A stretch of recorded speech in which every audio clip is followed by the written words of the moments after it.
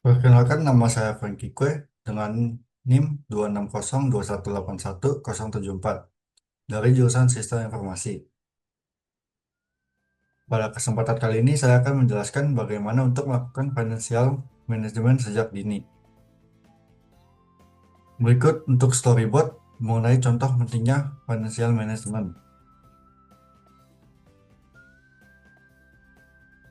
Yang pertama, pengenalan.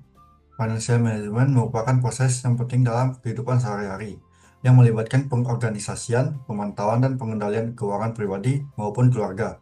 Dengan mengelola uang dengan baik, kita dapat mencapai tujuan keuangan jangka pendek dan jangka panjang, serta mengurangi tekanan keuangan. Mari kita jelajahi bersama beberapa strategi praktis untuk membantu Anda mencapai stabilitas keuangan dan membangun masa depan yang lebih baik. Yang pertama ada budgeting. Pertama-tama, mari kita mulai dari hal yang paling mendasar, yaitu budgeting atau membuat anggaran. Penganggaran merupakan kunci utama keberhasilan pengelolaan keuangan.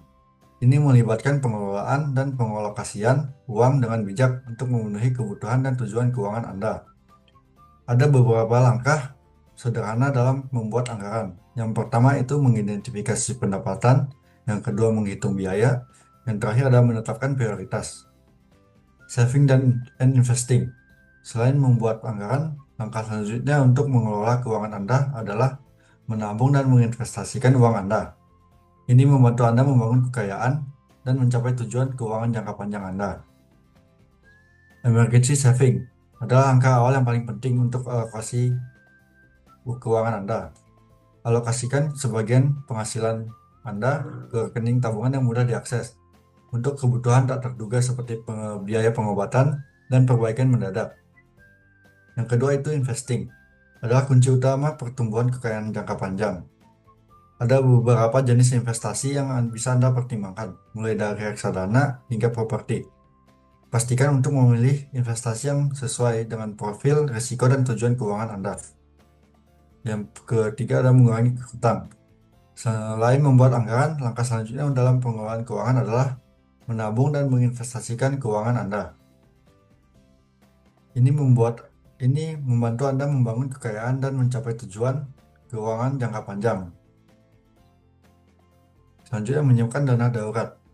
Dana darurat merupakan lapisan perlindungan penting dalam pengelolaan keuangan Anda. Ini adalah dana cadangan yang dapat Anda akses dengan cepat untuk mengatasi keadaan darurat atau kebutuhan tak terduga.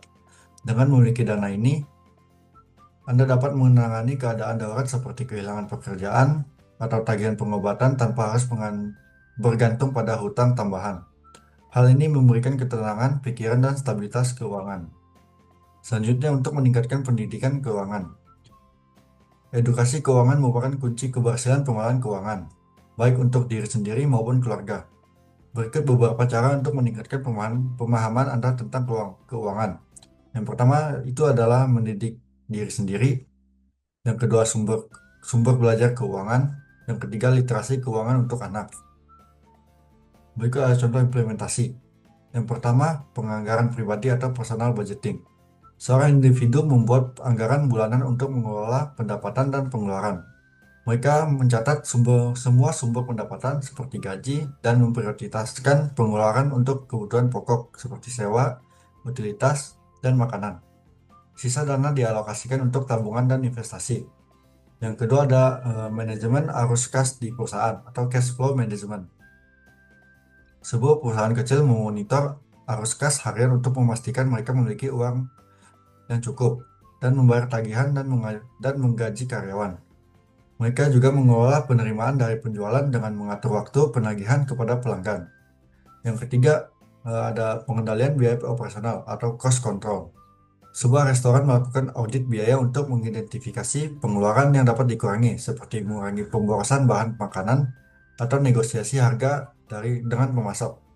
Yang keempat ada diversifikasi investasi, investment diversification. Seorang investor mengelola portofolio investasinya ke beberapa aset seperti saham, obligasi, dan properti untuk mengurangi risiko dan meningkatkan potensi keuangan mereka.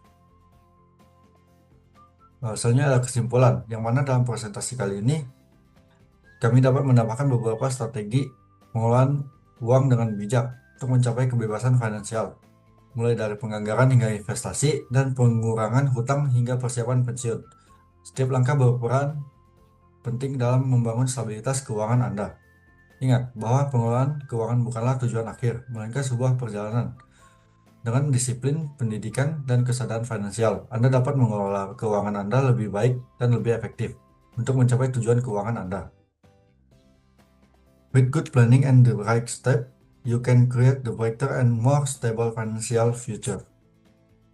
Sekian presentasi dari saya, terima kasih.